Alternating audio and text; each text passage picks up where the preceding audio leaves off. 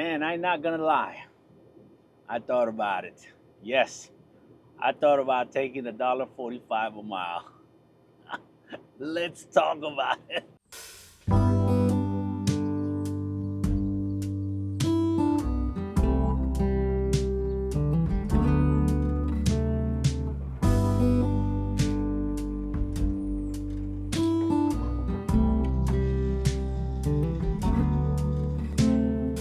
Open air. All right, ladies and gentlemen, here is our load. It's oil field equipment stuff. It's already pre-secured. That's none of our securement. So basically, all we had to do was hook up to the trailer, make sure the trailer was good to go for the road, and that's it. And we're rolling. It's a heavy son of a gun. Definitely a heavy son of a gun. Okay, so we got that dropped off. That was an easy load, really. Very easy load. Now we got zero load. We're gonna go PC. We're gonna visit family members. Can I go PC to go to Mobile, Alabama, which is like 160 something miles from where we are right now? You think? I don't know. You know what? We're gonna try it. We get pulled over. That's our reason. I wish all our loads are like that. I mean, it wasn't easy to the fact that it was easy for the truck, but it was easy the fact that it only went 400 miles and we got paid $1,500 on it. That's what I guess it makes it feels good. It feels really good because I don't know, that should be a yield sign, not a freaking stop sign. Okay, we going to Mobile, Alabama to go visit family, and also, I think this is where they could get me when it comes to the clock, is the fact that there's some Amazon facility over there that looks to be better. So that's what I'm going for. That's why we're headed that way. So maybe that's how they're gonna get us. They're gonna get us for violation on this PC. We will see.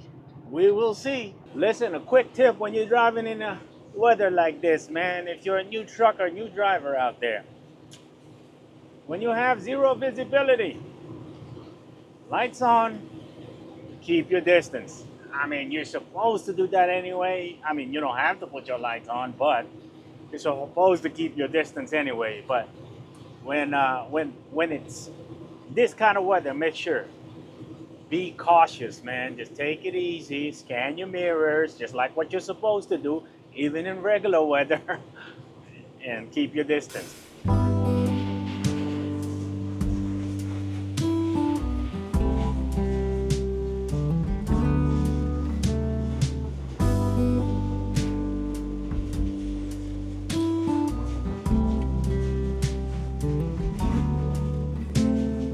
Open air. Yeah, it's going to Houston again. Would I go to Houston again? I mean, for like, I don't know. What do y'all think? Should I wait till it hits? Will it ever hit 325? I know it's gonna keep going higher because the load has to go, right? It's actually been there since I got here last night. It was supposed to leave last night. Okay, getting ready to book it. I don't think they're gonna race it anymore, and it's leaving in 20 minutes, supposedly. And I got a feeling everyone is gonna be waking up here soon, so I think we'll just take it like this. Yeah, it's still at 291.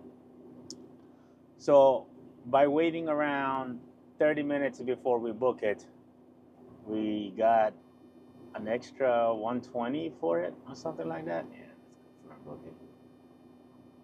Man, we're already here at the Amazon facility.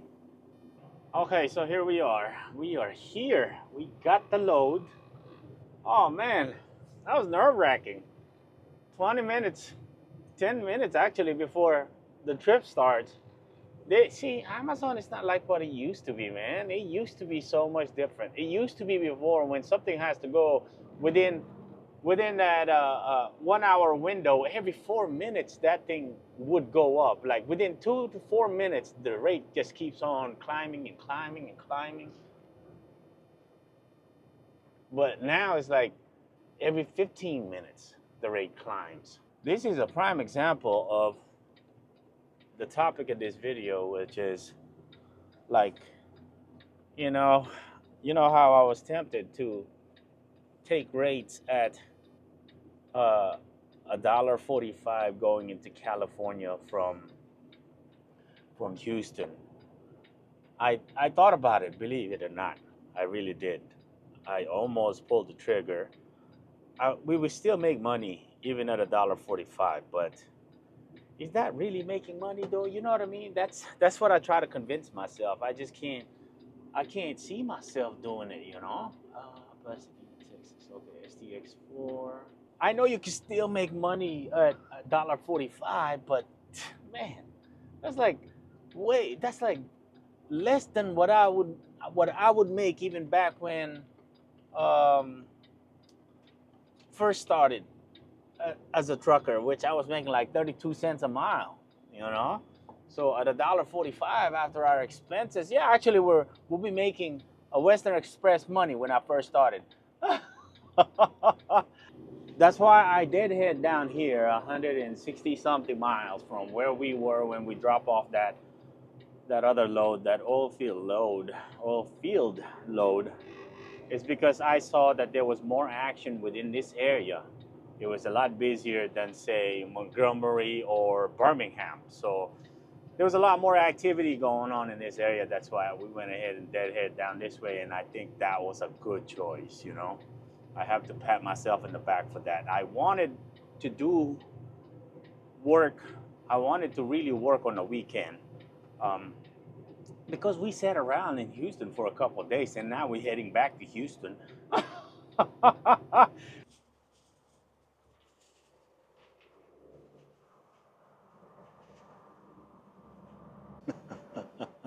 That's probably one of the slowest DEF pump I've ever been to. I've been here almost 10 minutes.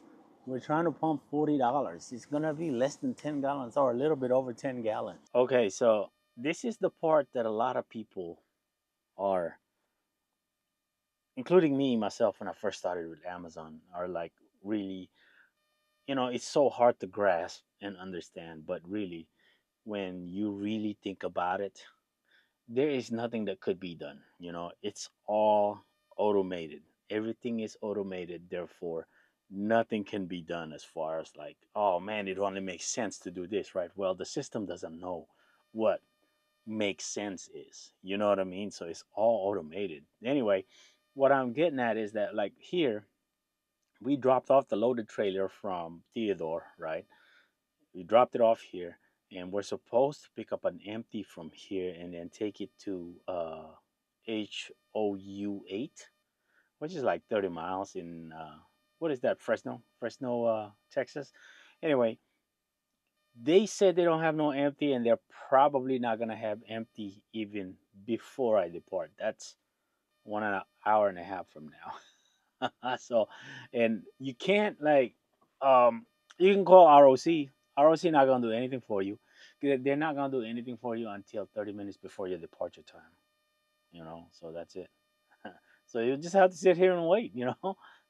That is that's one thing I would advise the new guys. Like if you're watching this channel and you're new, you're thinking about being an owner operator in the future and stuff like that, man. Listen, in trucking, you have to develop a very precise and very, very patient attitude, man. You have to have patience, number one.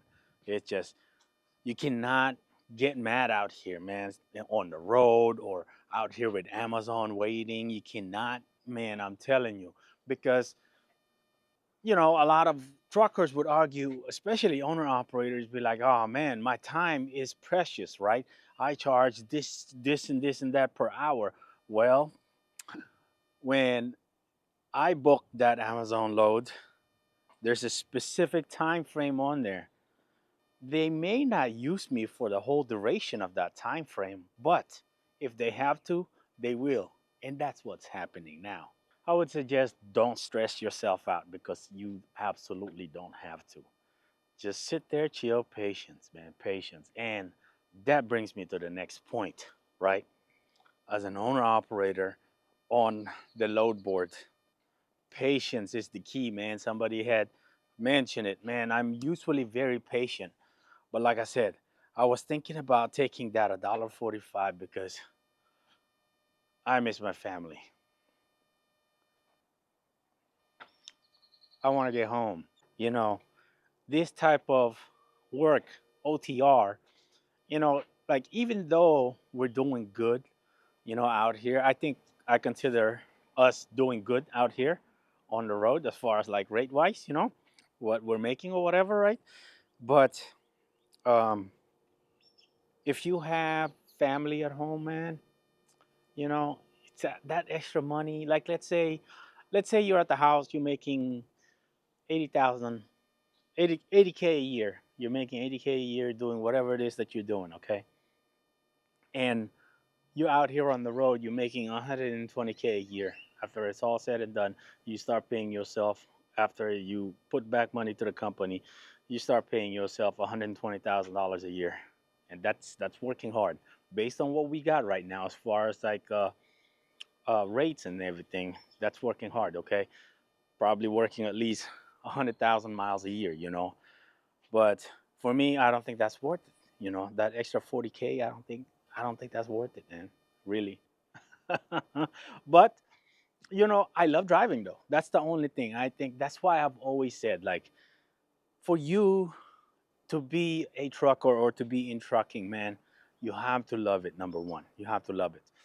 There's great money in it, but it's a different type of animal. You know what I mean? It's a different type of uh, what do you call it? Occupation. It takes not even a skill. It takes like uh, what do you call it? A different personality. So if you're wondering, no, I did not take that load whatsoever, man. That $1.45, I talked myself out of it, right? Um, so what I was doing, okay, remember I was said that, what I found with Power Only is that 200-mile search radius on the load board is pretty decent, right? Pretty accurate, and you got plenty of selections, right? And deadheading or bobtailing 200 miles, that's not that bad, right?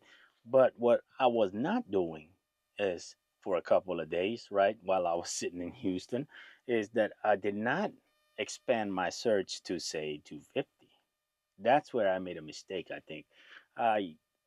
I think it's just that I was so caught up in flip flopping between Amazon and this and that and this and that. You know what I mean? Just looking for loads and things like that, and just like loads not coming through and things like that. But that's why I think I got a little bit distracted in not paying attention to my search radius, right?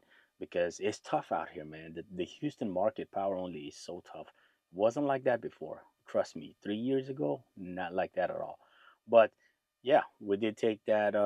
We were able to find that Louisiana load going towards Alabama, middle Alabama, more towards northern part of Montgomery, and then we did head to Mobile, Alabama, and then got this load, this Amazon load. So they're pretty decent rate, man.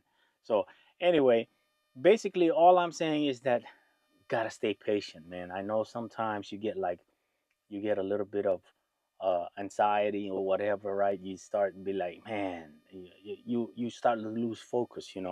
I uh, I highly suggest like you breathe in, maybe do some push-ups, you know what I'm saying? And then just continue on, you know what I mean? It's just because sometimes you get your judgment get clouded, just like that load that we had, that freaking scammer. I should have seen it. I should have seen it right away as soon as he was saying like yeah, no, we don't require a carrier setup or whatever. That's illegal, according to the DOT or the FMCSA. between a broker and a carrier has to have a contract for them to work together. Okay, and that carrier set up packet. That's what that is. So anyway, um, that's it. The oh, one more thing. The only time that I did not fill out a carrier packet, guess when? It was when I went direct shipper. So when I haul for somebody direct as a shipper, then I did not need a contract. All I needed was to send them my insurance information, what coverage they needed, and then I had to put them on as a cert holder, and then that was it, you know. But anyway, um, that's it. That's the end of this video, man. It's getting too long, man. I talk too much sometimes, man. Listen, I know I talk too much. We will see y'all in the next video. Oh, recap, week recap, next video. Let's go.